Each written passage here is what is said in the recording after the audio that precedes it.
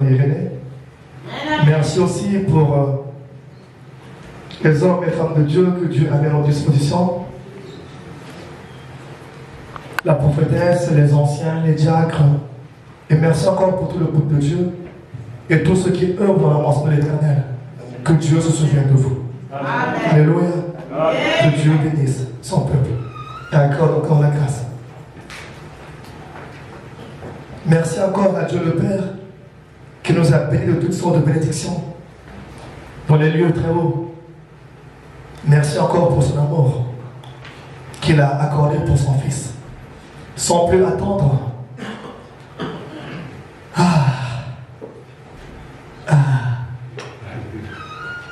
Des fois, il y a des choses, on ne peut s'empêcher.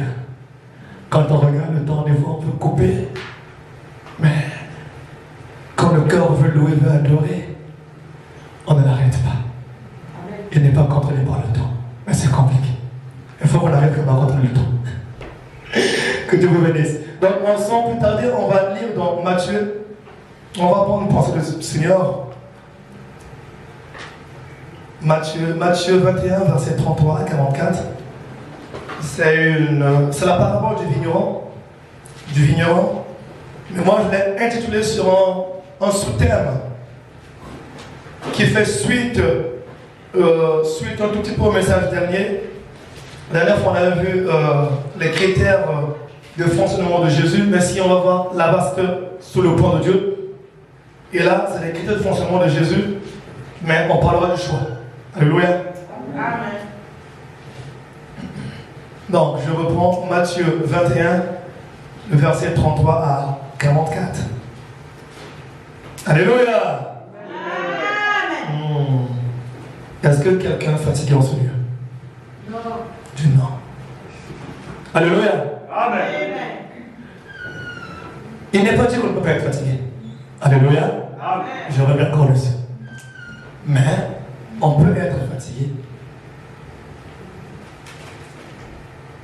Mais on s'appuie dans la grâce de Dieu et dans la force que Dieu met en nous.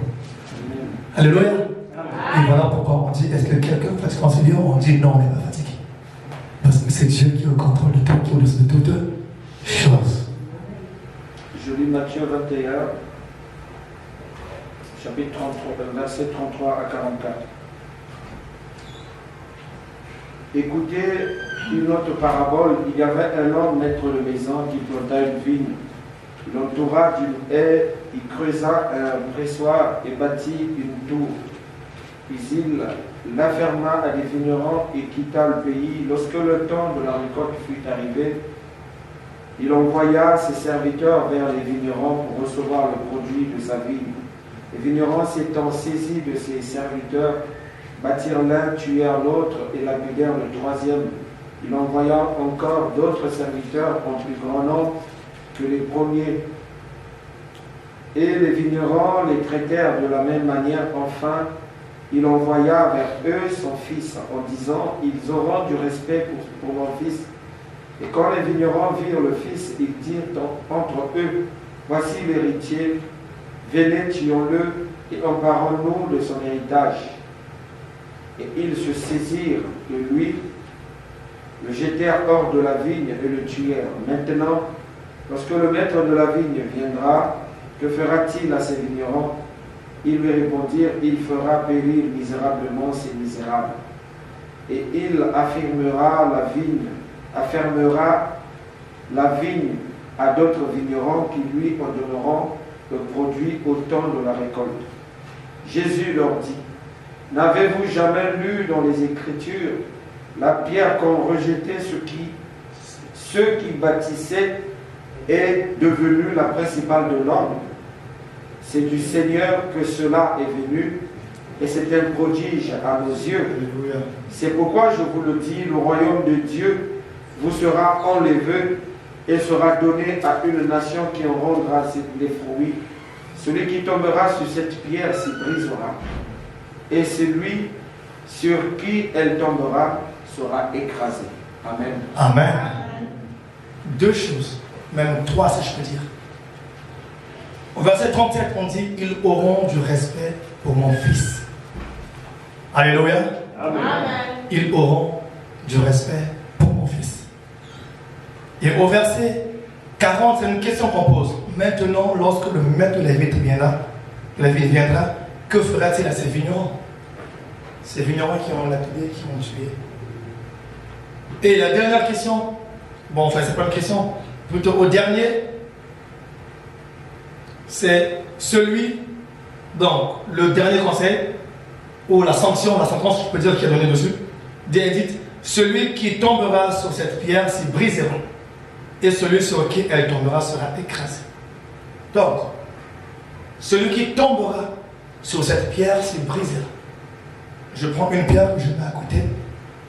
Si je tombe sur la pierre, je me brise. Alléluia. Parce que la pierre est solide. Je dois être brisé. Et si la pierre tombe sur moi, elle me brise également. Donc, d'un sens ou dans l'autre, tu n'as pas le choix. C'est ce que ça veut dire ici. D'un sens ou dans l'autre, il n'y a pas le choix. La pierre est forcément là. Alléluia. Amen.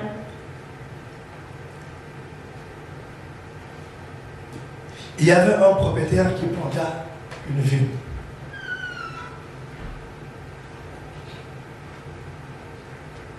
Ce propriétaire avait tout embelli, tout arrangé. Il a tout fait.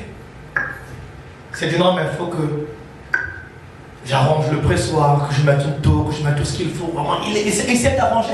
Il a pris le temps et le soin de tout arranger afin que la vigne puisse grandir. Afin que la vigne puisse avoir un endroit fertile. Il entoura du niel, creusa un pressoir et construisit une tour, puis il la loua à des vignerons et partit en voyage. Ce propriétaire, c'était un homme d'affaires. Alléluia. C'est comme un homme d'affaires. Il prépare quelque chose, il construit quelque chose, il fait quelque chose, et puis il fait louer. Il fait louer. Et quand on fait louer, qu'est-ce qu'il y a par la suite? Quand on fait louer quelque chose, aujourd'hui je prends l'exemple, je construis une maison et que je mets des locataires dedans, donc je fais louer. Mais je m'attends à quoi à la fin? Un revenu, un salaire, quelque chose qui me reviendra par rapport à ce que j'ai eu à construire, par rapport à l'investissement que j'ai fait. Amen. Amen. Et ici, ce propriétaire avait pris également le soin de tout faire et de mettre en location ce qu'il avait. Ce propriétaire n'est autre personne que Dieu lui-même. Amen. Alléluia. Amen. Si le propriétaire, c'est Dieu lui-même. Il prépare, il arrange tout ce qu'il faut. Et on va continuer, on dit, au verset 34, lorsque le temps de la récolte fut arrivé, donc ce moment-là est arrivé. Quand le temps est arrivé de la récolte, que va faire le propriétaire? Il va envoyer ses serviteurs. Ce qui est normal. C'est un propriétaire qui se déplace beaucoup. C'est un affairiste. Alléluia. Amen. Amen. Il fait ses affaires, il fait ses projets, il les réalise. Il est souvent. Et il envoie ses serviteurs, donc ceux qui travaillent à son service.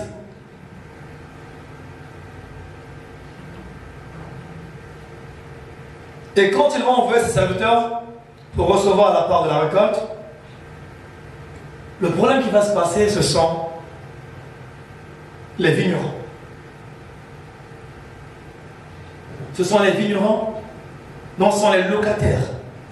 Donc ce sont les vignerons à qui le Seigneur avait fait louer. Donc Dieu a fait louer ses vignes qui vont se saisir qui vont saisir des serviteurs.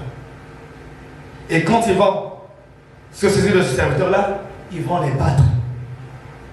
Ils vont tuer certaines personnes, certains serviteurs.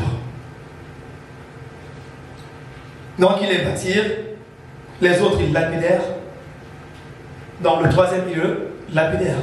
Donc on parle de trois circonstances. Alors moi, le fait que j'aimerais souligner ici, c'est le fait des vignerons. Alléluia. C'est le fait des vignerons. La vigne représente Israël, que Dieu a placé, que Dieu a construit, que Dieu a arrangé, que Dieu a embelli, que Dieu a mis pour que Israël puisse croître. Ce qui va se passer, les vignerons sont les chefs, à l'image des chefs religieux. Alléluia. Ça veut dire que Jésus raconte cette parabole parce qu'il était en face des chefs religieux. Et c'est vrai qu'avant cela, il avait raconté, il a eu à expliquer plusieurs paraboles avant de tomber sur cette parabole. Et les serviteurs de ce propriétaire, donc qui est Dieu, ce sont les hommes de Dieu qu'on peut avoir, ce sont les prêtres, ce sont les prophètes, ce sont donc toute personne que Dieu envoie. Alléluia. Amen. Pour apporter son message, pour la gloire de son nom. Et quand on va plus loin, on va parler des autres vignerons. Non, des autres vignerons ici.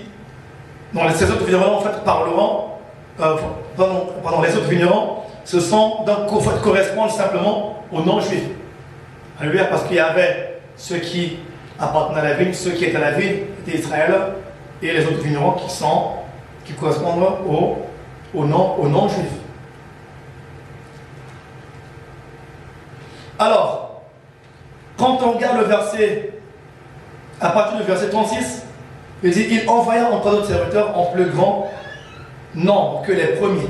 Il envoya encore les serviteurs en plus grand nombre que les premiers. Donc je dis bien que ce qui correspond aux autres serviteurs. Et les vignerons les traitèrent de la même manière. Alléluia. Amen. Donc les chefs religieux les traitèrent de la même manière. Enfin, il envoya vers eux son fils en se disant, ils auront au moins du respect pour mon fils que j'envoie. Au moins, ils auront du respect pour mon fils que j'envoie. Et quand on lit cette parabole, on regarde comment que Jésus est en train de reprendre depuis le début. Donc, tout ce qui s'est passé, quand Dieu a sorti Israël de l'Égypte, quand Dieu a pris Israël, dans les promesses, à partir de la promesse, partant d'Abraham, jusqu'au Seigneur Jésus-Christ, tout en passant par David. Donc, quand on regarde tout cela, on regarde comment ce que Dieu avait parlé par les prophètes, a parlé par les serviteurs qu'il a envoyés, mais seulement certains n'écoutaient pas. Et quand c'est arrivé à l'époque de Jésus, donc quand Jésus est venu parmi nous, et quand Jésus a été envoyé par le Père, même lui, quand il est arrivé, le Père s'est dit peut-être que si j'envoie mon fils, ils auront du respect pour mon fils. Mais seulement quand Christ est arrivé, on ne lui a pas accordé, ou on ne lui a pas attribué le respect qu'il méritait. Alléluia. Amen. Parce que si le respect était attribué ou accordé à Christ, on ne devait pas dire crucifiez-le.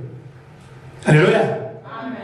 Et comme le respect ne lui a pas été accordé, il a été crucifié comme un voleur. Il a été crucifié comme un malfaiteur.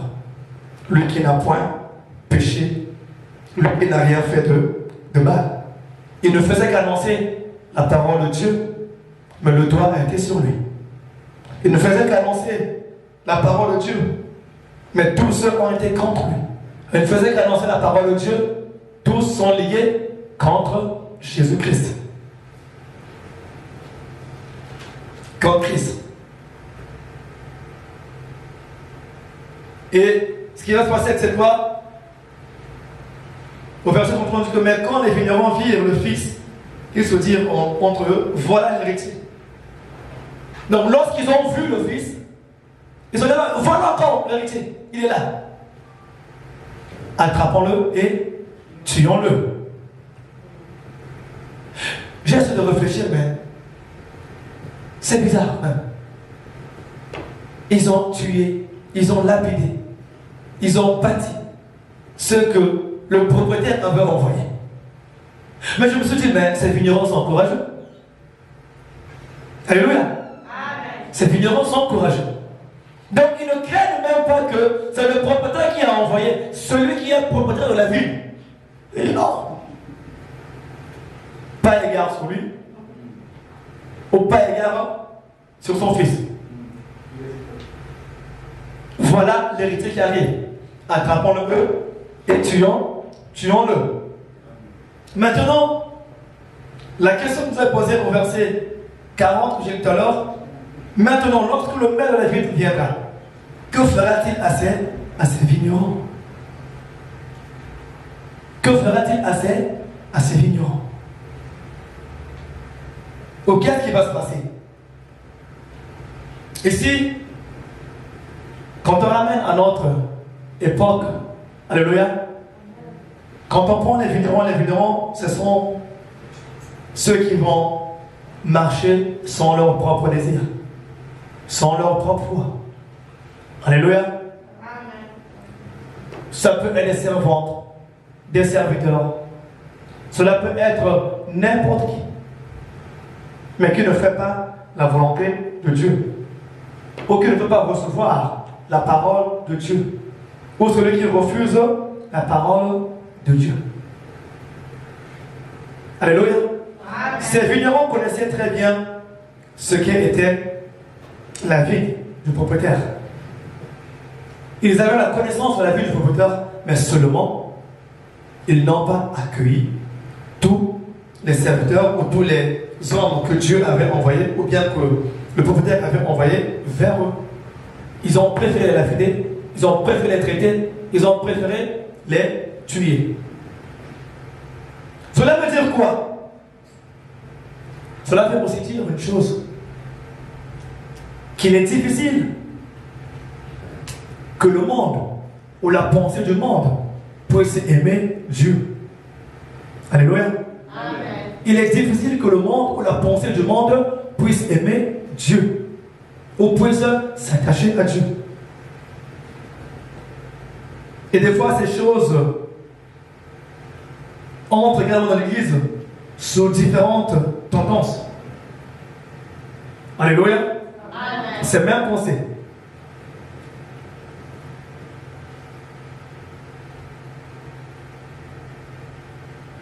Quand Dieu veut faire quelque chose,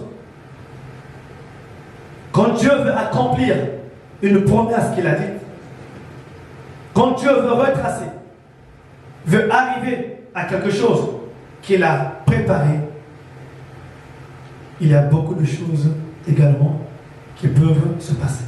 Très souvent, l'ennemi n'est pas content, n'est pas d'accord. Parce que à chaque fois que Dieu va accomplir la promesse qu'il a dite, va réaliser la promesse qu'il a dite, dans le camp de l'ennemi, c'est l'échec total. Alléluia. Amen. Dans le camp de l'ennemi, c'est l'échec total. Et Dieu, qui est Dieu qui sait toutes choses d'avance,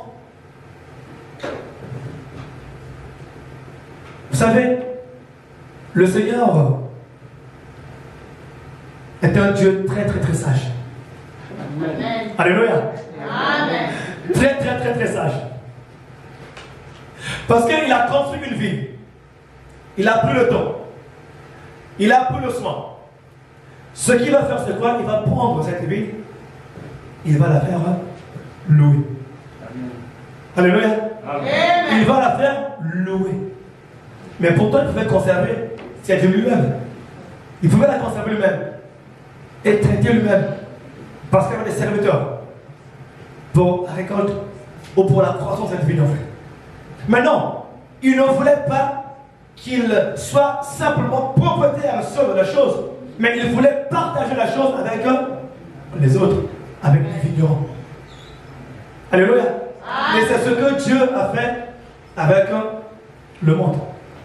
Et c'est ce que Dieu fait avec nous, avec les chrétiens. Amen.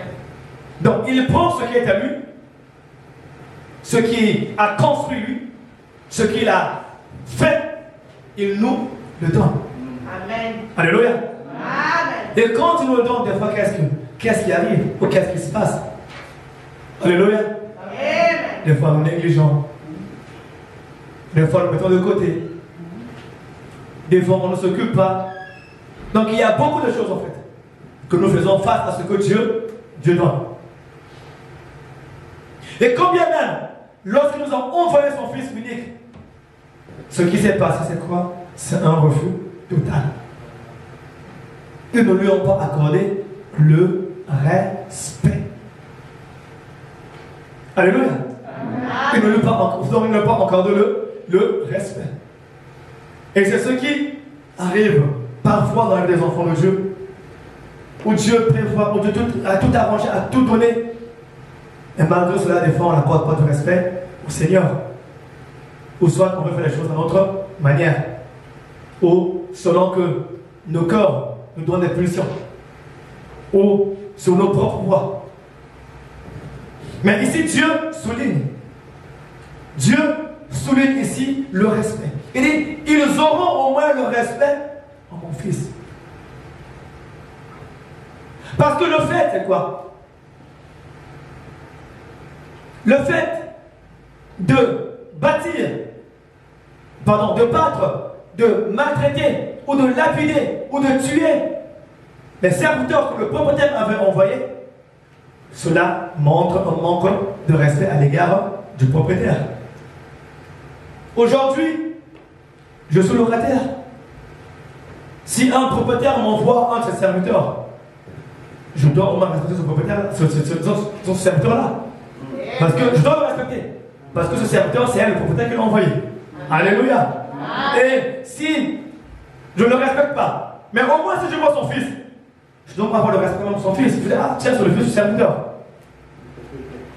Pardon, c'est le fils du propriétaire. Donc il faut que je le respecte. Amen. Alléluia. Amen. Mais si je n'ai égard ni au serviteur, ni au fils, donc je régale à personne. À personne. Et Dieu parle de quoi? D'une sanction à la fin. Il parle d'une sanction à la fin. Est-ce que je veux dire que c'était soutenir au verset 42 qui dit, Jésus leur dit, n'avez-vous jamais lu dans les Écritures, la pierre qu'ont rejetée ceux qui construisaient est devenue la principale angulaire, est devenue la pierre angulaire. Alléluia. C'est l'œuvre du Seigneur et c'est un prodige à nos yeux. Amen. C'est un prodige à nos yeux. C'est quoi? Un prodige, c'est un événement surprenant. C'est un événement surprenant qui arrive à contre-courant ordinaire. C'est-à-dire que si je prends l'exemple des gens qui courent dans ce sens en descendant, et toi, quand tu connais le sens inverse, on te voit de bizarre. Il dit, ah, mais lui, comment est-ce qu'il est? Alléluia. Amen. Et quand Christ est venu,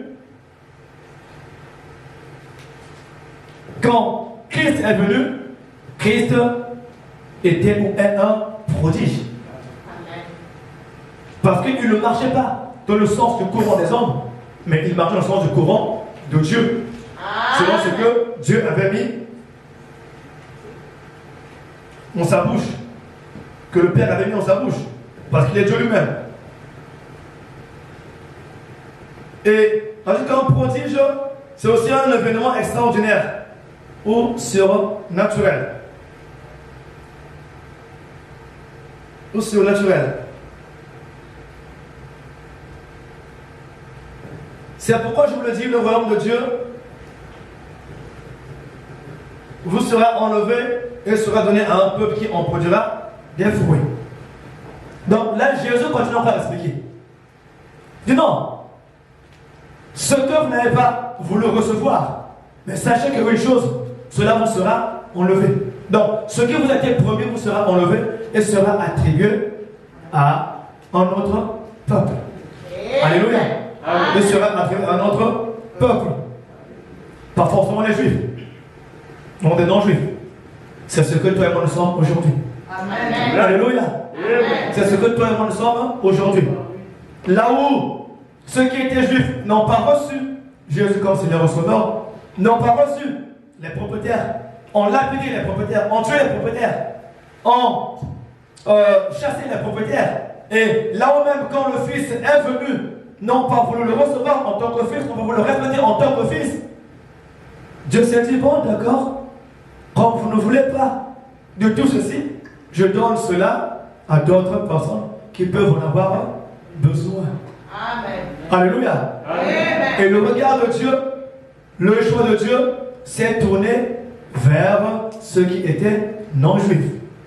Et raison pour laquelle toi et moi aujourd'hui avons reçu cette grâce par le nom de Jésus-Christ. Amen. Alléluia. Amen. Ce que je voulais souligner, c'est quoi? C'est la première chose, je disais qu'ils auront du respect. Alléluia.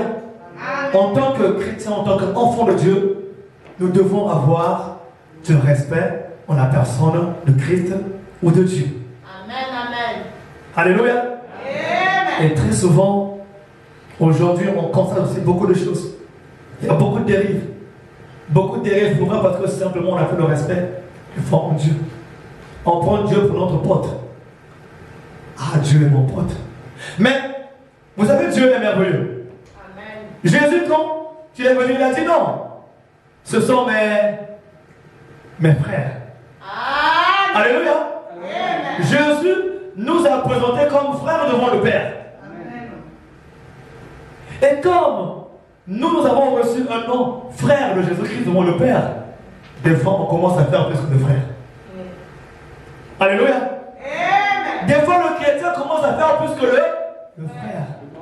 Plus que le grand frère. Merci pasteur. Amen. Des fois les chrétiens commencent à faire plus que le grand frère. Par le nom qu'ils ont reçu par héritage. Ou par le nom qu'ils ont reçu par héritage. Ah, une grâce immense. Une grâce immense d'être appelé frère de Christ. Amen. Amen. Alléluia. Amen. C'est une grâce immense. Mais de cette grâce, qu'est-ce que nous en faisons parfois?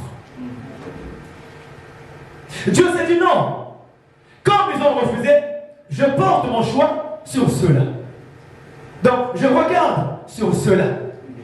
Il y aura quelque chose de bien Amen. qui sortira de là. Amen. Mais des fois, nous qui recevons cette grâce, qu'est-ce que nous faisons?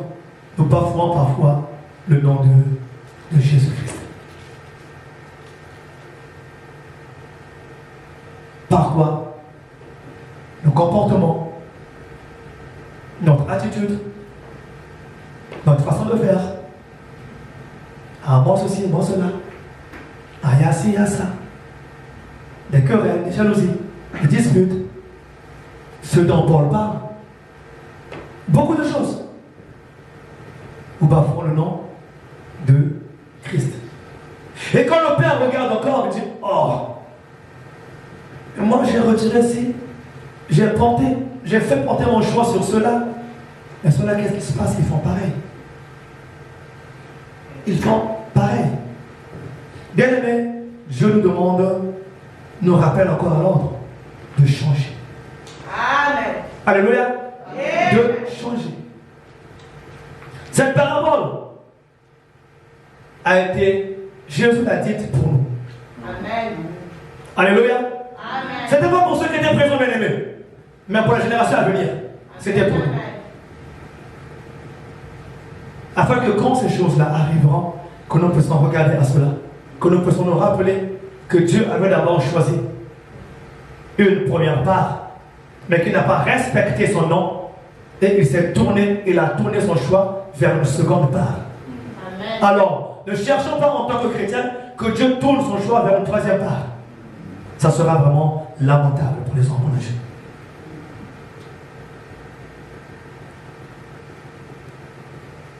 Et les enfants de Dieu, des fois, commencent à se comporter comme les hommes du monde, à marcher comme les hommes de ce monde, même jusqu'à s'habiller comme les hommes de ce monde. Pourquoi? Simplement le non-respect. À faire comme les hommes de ce monde. Pourquoi? Parce que simplement non-respect. Mais Dieu nous demande à être dans la décence. Alléluia. Amen. Dans la décence, en tout ce que nous faisons. Et, alléluia, dans le bling, bling, bling, bling, bling, bling, bling, ça bouge. Mais le monde dit une chose. Le monde dit quoi? Tout ce qui brille n'est pas de l'or. Amen. Tout ce qui brille n'est pas de l'or. Ça peut briller parfois, mais on pense que c'est de l'or. Ah, c'est de l'or, tous les gens font ça. Ah, on court là-bas, on va là-bas. Mais au fond, ce n'est pas de l'or. Alléluia. Amen. Donc, nous devons avoir, le chrétien doit avoir le respect à l'égard de Dieu. On peut lire rapidement Apocalypse 4, verset 11.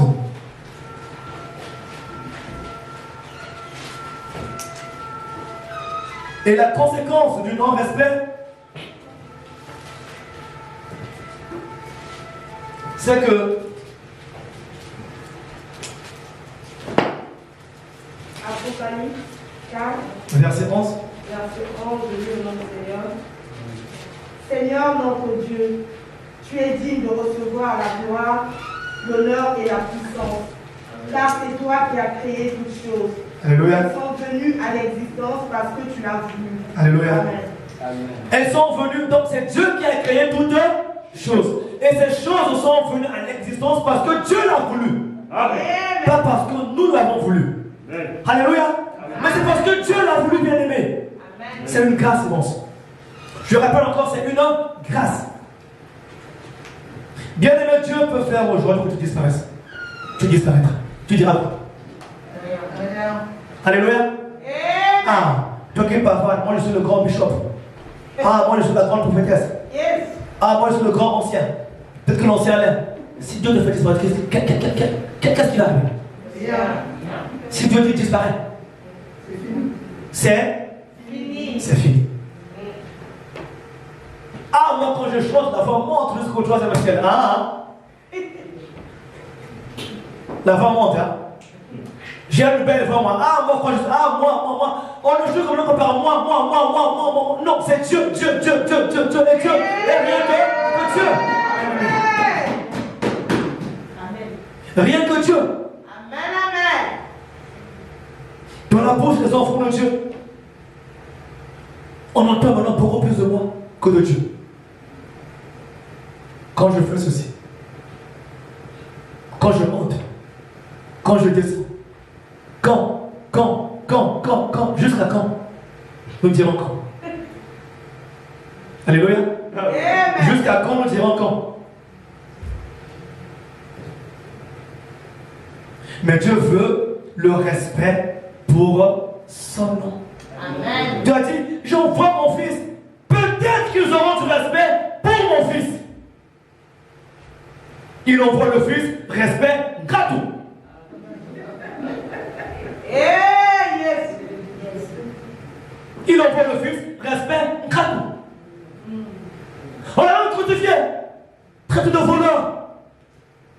Oh, il est venu voler, c'est un voleur. Allez, mettons la croix. On a préféré choisir Barabbas. Ah, moi j'aime mon Barabbas. Barabbas, il est bien. Avec Barabbas, je suis moins à l'aise. Avec Barabbas, il n'y a pas de problème. Parce que lui, quand c'est un bandit, il fait tout ce qu'il veut. Ah, Barabbas, oui.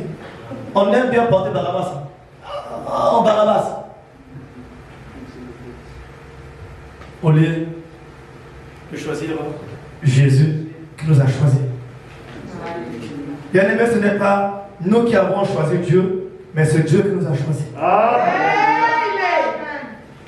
Ce n'est pas toi qui as choisi Dieu, mais c'est Dieu qui t'a choisi. Et mais si tu es là présent dans ce lieu, sache que tu es une sélection de Dieu. Alléluia. Alléluia. Tu es une sélection de Dieu. Dieu t'a choisi pour que tu sois là. Sinon tu ne seras pas là. De nos propres efforts, personne ne peut être ou demeurer dans la présence de Dieu. Amen. Ou personne ne peut faire la volonté de Dieu. Mais si nous la faisons, c'est parce que Dieu nous fait grâce. Amen. C'est parce que Dieu nous a choisis. Et très souvent, c'est ce que les chrétiens oublient. Et tellement que nous oublions, nous nous égarons. Si du moins chaque chrétien, chaque enfant de Dieu dans le monde pouvait se rappeler que moi j'ai été choisi par Dieu, que c'est Dieu qui a fait la sélection, que c'est Dieu qui a fait le choix, il y a des choses qu'on ne ferait plus. Amen. Il y a des choses qu'on ne ferait plus. Amen. S'il y a beaucoup de dérives, c'est parce que le moi veut dominer. Veut dominer. Le veillant, des fois, veut remonter. Il est têtu. Il y a un homme de Dieu qui a donné un exemple qui m'a fait rire. Je dis, donc, un exemple qui avait fait rire, qui disait l'homme de Dieu qui était mort dans le baptême, des fois revient, des fois remonte un peu à la surface pour revivre encore. Et ça capterait de quoi? Non, pardon. Le vieil homme qui était mort dans le baptême, des fois remonte à la surface pour s'accaparer entre eux de notre corps, de notre être. Et c'est là parfois où on n'arrive pas à supporter des choses. Et Dieu nous demande de regarder à lui. Parce qu'il dit quand la pierre est choisie, lorsque aujourd'hui on choisit, lorsqu'on a une pierre précieuse, on fait le choix de cette pierre précieuse. Cette pierre précieuse qu'on a choisie, on va la mettre à un endroit où tout le monde va la regarder. Alléluia. Quand on a un bijou en or, quelque chose comme ça, on va mettre à un endroit où tout le monde va regarder. Va regarder. Et on va placer cette pierre plus haute. Ça, ce sont les hommes. Mais Dieu nous a donné qu'une pierre, nous. Une pierre qui est à nous. Une pierre qui nous a donné également. Cette pierre, c'est Jésus-Christ. Amen. Et cette pierre, Dieu l'a placée, donc le Père l'a placée là pour nous. L'a élevée pour nous. Amen. Afin que tous ceux qui viendront s'écraser, ou tous ceux qui tomberont s'écraseront dessus. Cette pierre. Et cette pierre produit un jugement, cette pierre aussi produit un salut. Amen. C'est la même pierre qui produit le salut et le jugement. Amen. Donc c'est Christ. Amen. Lorsqu'on vient à Christ, on s'écrase. Alléluia. Amen. À Christ. On se brise sur Christ. Tout ce qui est en nous est enlevé. Amen. Et Christ prend la place. Amen. Mais quand on refuse Christ, on s'écrase aussi sur Christ. Parce que quoi? Au jour dernier, Christ sera en face de toi pour te poser la question. Amen. Où étais-tu? Alléluia. Amen. Avec le temps, je vais m'arrêter là. Ce que j'aimerais souligner, simplement, c'est que, en tant qu'enfants de Dieu, ne suivons pas le mouvement de l'autre côté. Amen. Alléluia. Amen. Mais allons plutôt de l'autre côté du rive. Amen. Amen. Parce qu'il y a deux choses. Il y a suivre le mouvement de l'autre côté et aller de l'autre côté du rive. C'est-à-dire quand Jésus monte, toi aussi monte. Parce que des fois il arrive, quand Jésus monte, tu descends. Quand Jésus monte, tu descends. Quand Jésus monte à la croix, Simon le Cyrène faisait une chose contraire, donc un chemin contraire. Mais quand il arrive, on lui dit non, mais prends la voie de Christ. Il a repoussé le chemin. Avec Christ. Et j'appelle encore aux enfants de Dieu que nous sommes à demeurer dans ce respect à l'égard du Seigneur. Dans le respect à beaucoup de choses. Si le temps le permet, si Dieu fait grâce, je reviendrai sur le respect de Dieu et on déterrera beaucoup de choses. Mais que Dieu soit loué et soit glorifié. Amen.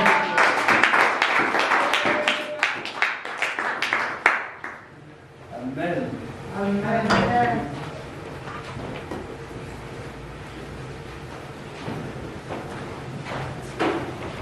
Amen, amen, amen.